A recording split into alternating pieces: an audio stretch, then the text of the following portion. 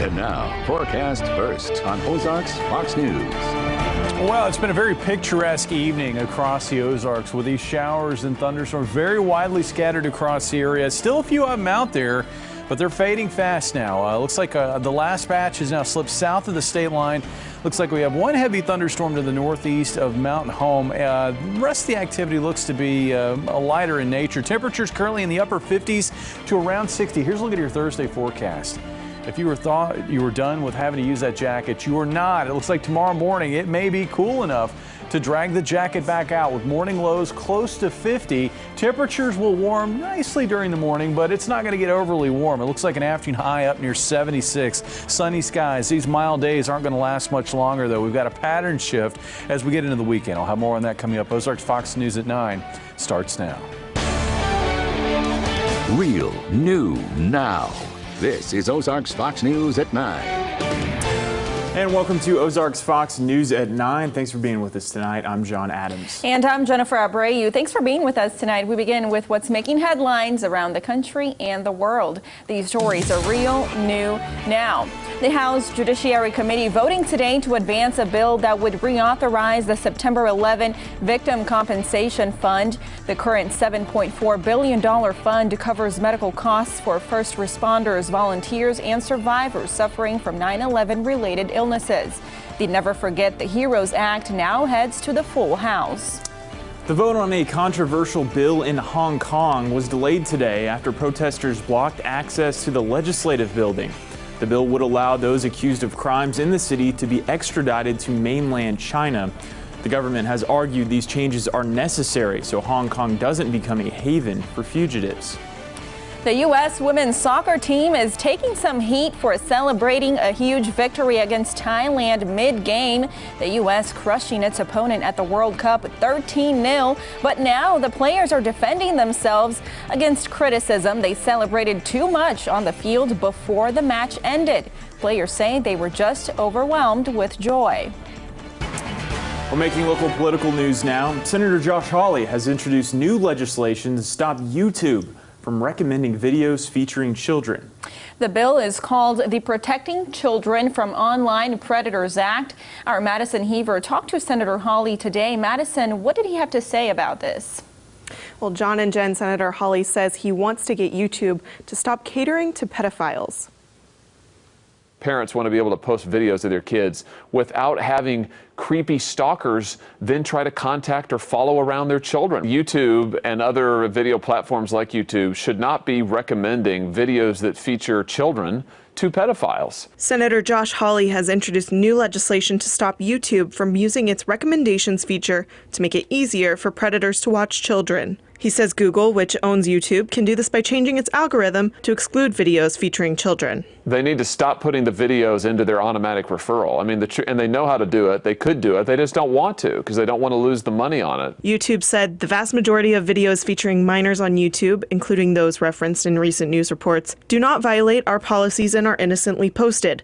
A family creator providing educational tips or a parent sharing a proud moment. But when it comes to kids, we take an extra cautious approach towards our enforcement, and we're always making improvements to our protections. YouTube says over the past several months, the company has made strides to help protect children, restricting live features, disabling comments on videos featuring minors, and reducing their video recommendations. We also talked to the Springfield Police Department, who say they're unbiased and prefer not to comment on legislation. However, they say if anyone finds videos of children on the internet and believe it could be child pornography, to contact police.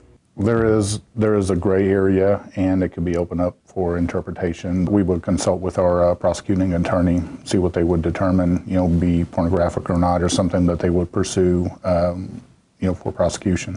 Sergeant Schwinn says parents should be aware of the risks children run being on the internet. Any child that's going to be online, and they are going to run that risk of being exploited at some point. And it's very important for the parents to just monitor their online activities. This is part of the work we need to do to make sure that kids are safe online, that they're not being exploited online, that they're not being tracked online, and that parents can rest easy.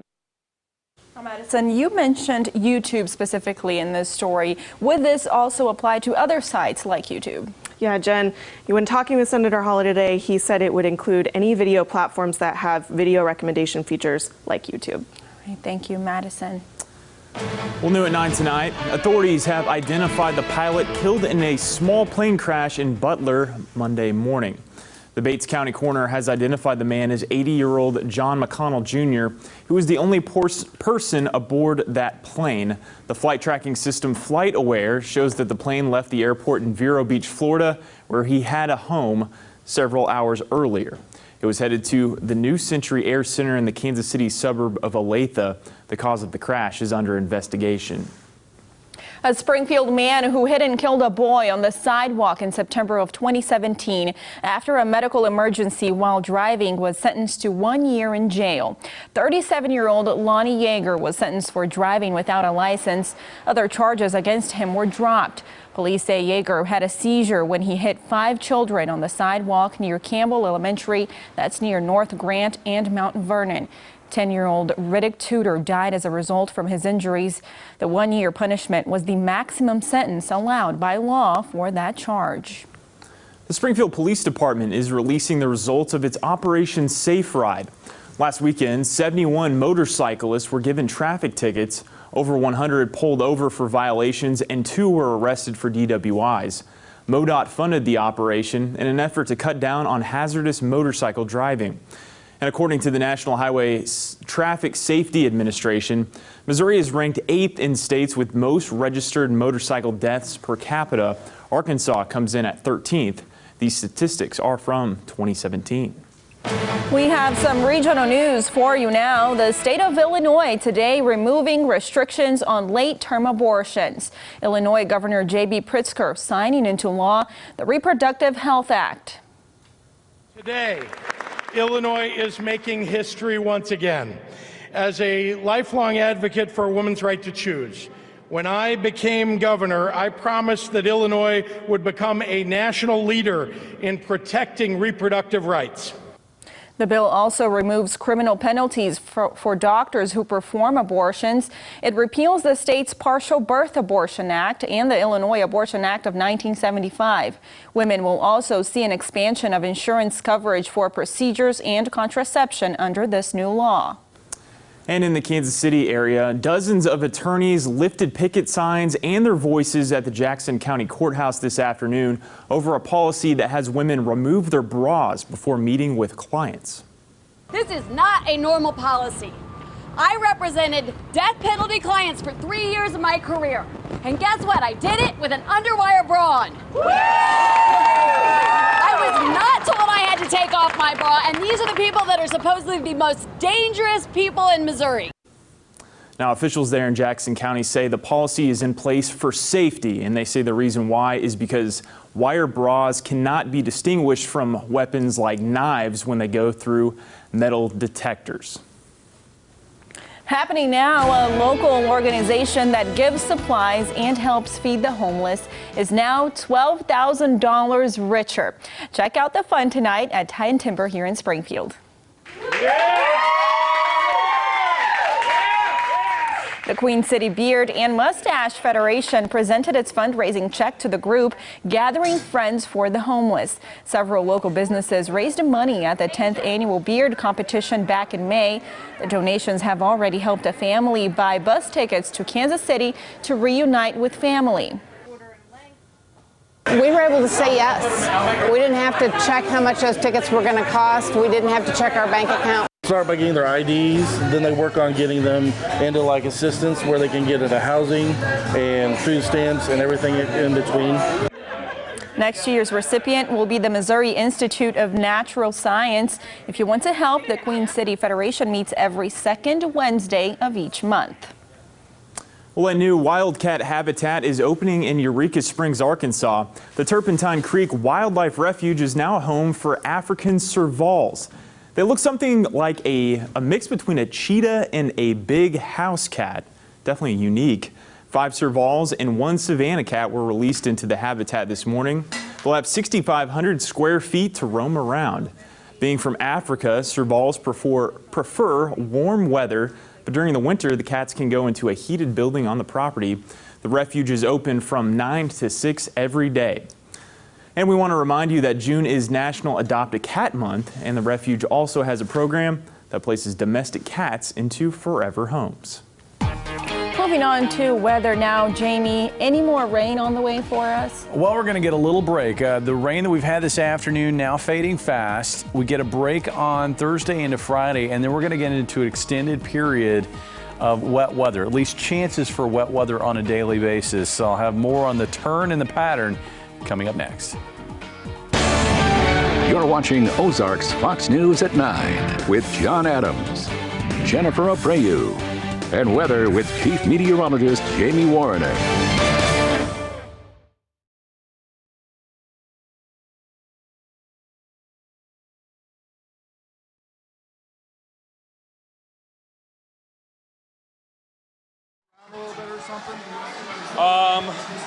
We don't have a lot of time for it because I've got like a VO, like a both side.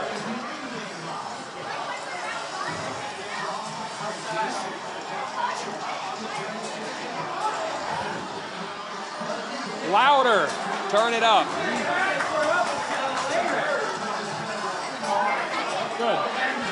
Good.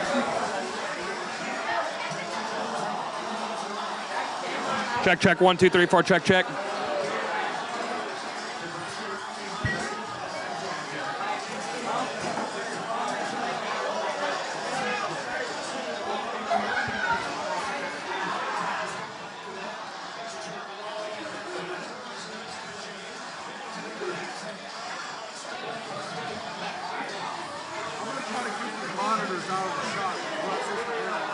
Oh, I think it's fine if, because it's like ambient.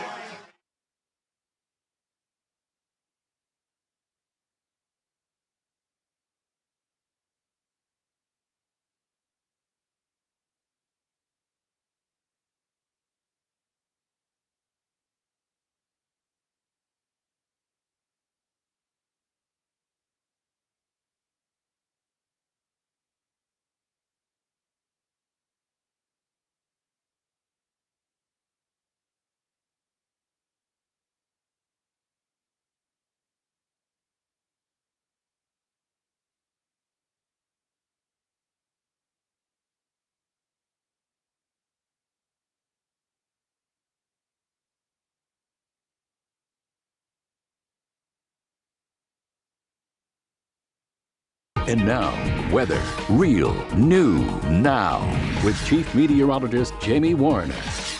Well, temperatures have been wonderful. Yeah, I know that we have had some rain around at times, but still, all in all, today was another really nice day across the Ozarks, minus the showers and thunderstorms that have impacted the area. We had a couple of different waves today. We had the morning round of rain.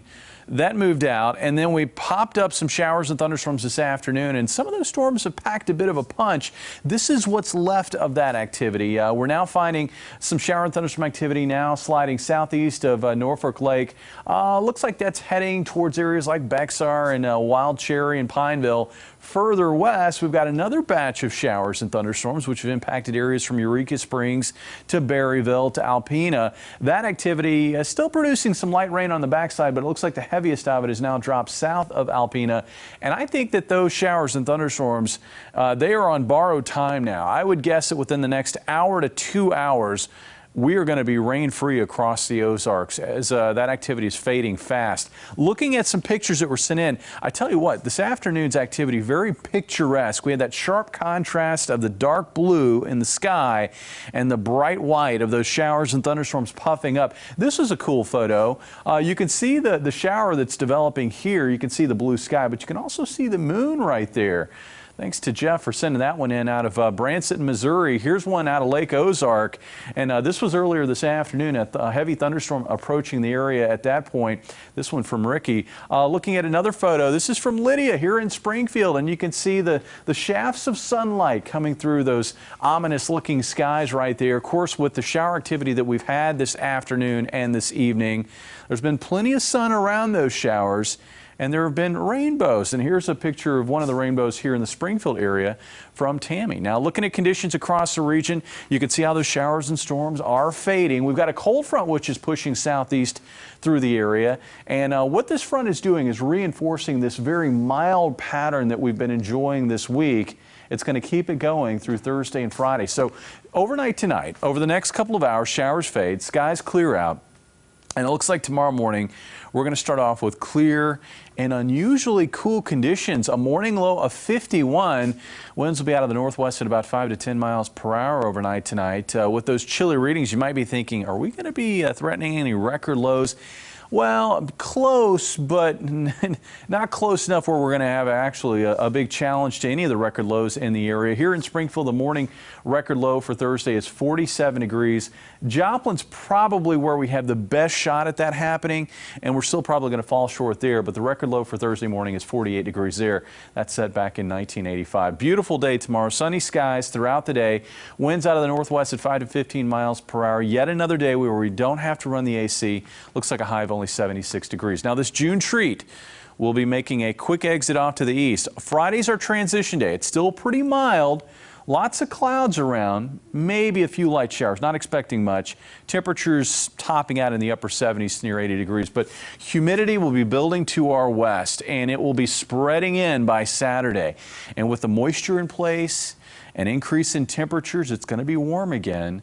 That coupled with a front in the area and also a steady stream of these weak upper level storms moving from west to east across the area. All of these ingredients coming together to make for very wet conditions generally over the next week across the midsection of the country into the Ohio Valley. It looks like a daily chance for showers and thunderstorms.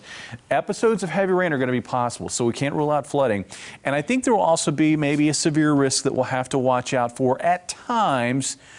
Generally, though, right now, I think the bigger concern is going to be for the heavy rainfall. You can see over the weekend, we get back to our summer ways on Saturday, a high of 87, expecting showers and storms mainly early in the day. Slight chance for a shower storm heading into the evening. Better chance for showers and storms Sunday morning for Father's Day, but I'm hoping that we'll see most of that activity kind of fade away as we get into Sunday afternoon. Yeah, I think some of us are going to be ready for those warm temperatures to come back because it definitely doesn't feel like summer outside right now. No, it's a little chilly. It feels more like maybe late April or early May, but we are going to see summer heat and humidity return this weekend. Yeah. Viewers Club number? Number is 136-218, jackpot $800. All right, Jamie, thank you. Well, the Blues' fight for the Stanley Cup culminates tonight, but the excitement for the sport is far from over. To come in and play ice hockey twice a week, that's an exciting thing to see. Our Jesse Inman is downtown with the fans, hoping the Blues can clinch their first championship. And he'll tell us how interest in hockey has trickled down to the youth. That's after the break.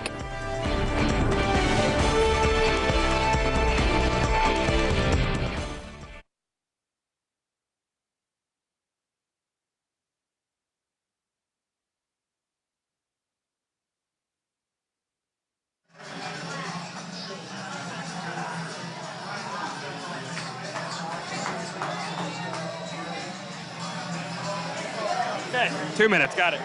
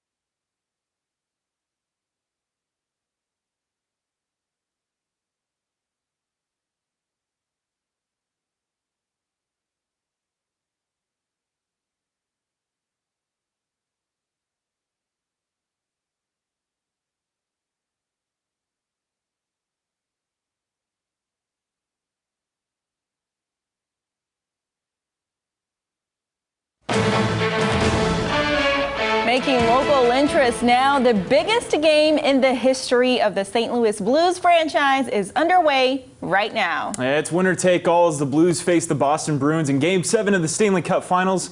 Our Jesse Inman is live downtown where people are hoping to see the Blues take the title for the first time.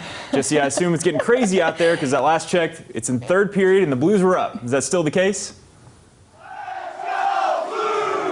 You know what? It's rowdy in here right now, guys. I can barely hear you right now where I'm standing. The Blues right now, they're up 2-0, okay? And we've got about 10 minutes until the Cup comes to St. Louis for the first time ever. Now, you wouldn't know it if you were here at Falstaff's local downtown, but Springfield, not exactly known as a hockey town.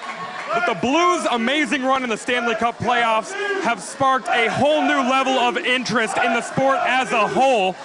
We stopped by Jordan Valley Ice Park and talked to hockey director Al Valdivia about the Blues and also about some of their programs at the ice park. He's been involved in hockey here for almost 20 years and says recently things have picked up in their learn to play hockey sessions, and he says their numbers for beginners are way up over last year's. Some of the kids have started in our program for the first time because the Blues have been on the tournament and now in the Stanley Cup, and they come in who have never skated in a Blues t-shirt. It's like awesome. So yeah, guys, like I said, right now it is pretty crazy. Jordan Bennington just made an amazing save and popped the crowd here at Falstaff's local again. Right now about 8.5 minutes left in Game 7 of the Stanley Cup Finals. At 10 o'clock over on Color 10, we'll break down the highlights, and I'll be back here with more. And the Blues just scored another goal! Let's go! We'll send it back to you! Oh, the party is underway there in downtown Springfield. How much fun is that? Yeah. Perfect timing there. Thanks, Jesse. Thanks, Jesse. Well, we have a trending story for you now. Do you remember the craziness of the Build-A-Bear Pay Your Age event last summer? Well, get ready because the company has announced they will be doing it again this year, but this time they will be a little bit more organized. The company says you have until June the 16th to enter for a chance to get a ticket for this year's event. That's Sunday, and this year's Pay Your Age will be on select days from June 24th to June 28th. Well, they're only letting 200,000 guests worldwide participate, so go sign up. With their ticket, guests can make one furry friend per child present and limit 2 furry friends per ticket. You can sign up on Build-A-Bear's website, buildabears.com. Yeah. Making national news now. Harry Potter fans may want to head to Colorado. Because we have possibly a sighting of Dobby the elf caught on security camera. Yeah, this is pretty incredible video. So I was watching this, and you can see the little creature walking by, and the lady who owns the house was like, this is just incredible. She said this is the raw footage. They did not edit any of this, and then all of a sudden it just disappears. Yeah, a lot of people are saying, you know, it could be Dobby the elf, could be aliens, but it's Dobby, man. I'm going to say it is. This happened in La Junta, Colorado. Yeah. I think that's what it is. The one thing that comes to mind. It's like dancing around. It is. The one thing that comes to mind to me, though, is it's like, could this be fake? I mean, the lady said it's real. It's like her surveillance. Okay, see the shadow on the right side of the screen here? Someone said on the internet it could be like a door opening, or maybe a person, like a human person, putting the little puppet out there or whatever that is. Like the crazy thing to me is that it just disappears. It's gone. I don't know. It's a mystery. A mystery on the internet. Well, Jamie Warner's over there closely analyzing the video, so we'll have to get his breakdown here. We'll when we come back from the break. What's up with this? We'll have more news coming up right after this.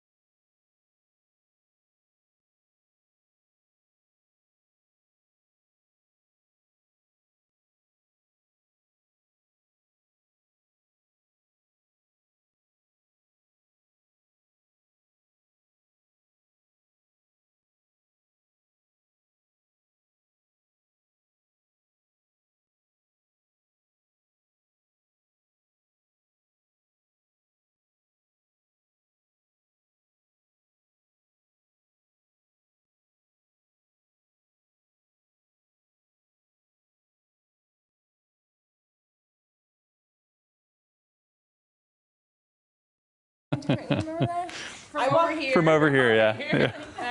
Jamie's so excited.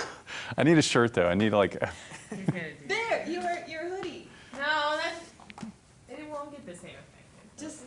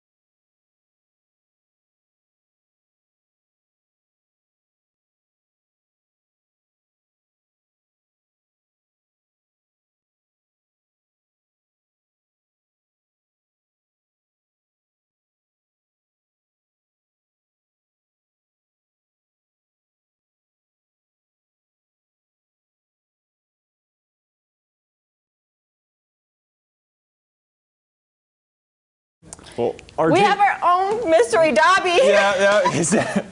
You gotta do the arm suit, and it disappears. We don't know what it is. It's a mystery. Could be Dobby. Did you guys could be see Jamie. that? Yeah. Did you see that? It's crazy. Who knows what it was? Must have been Dobby. Must have been a mythical creature. Crazy. Wow. Magic. More news coming up We'll after be right this. back.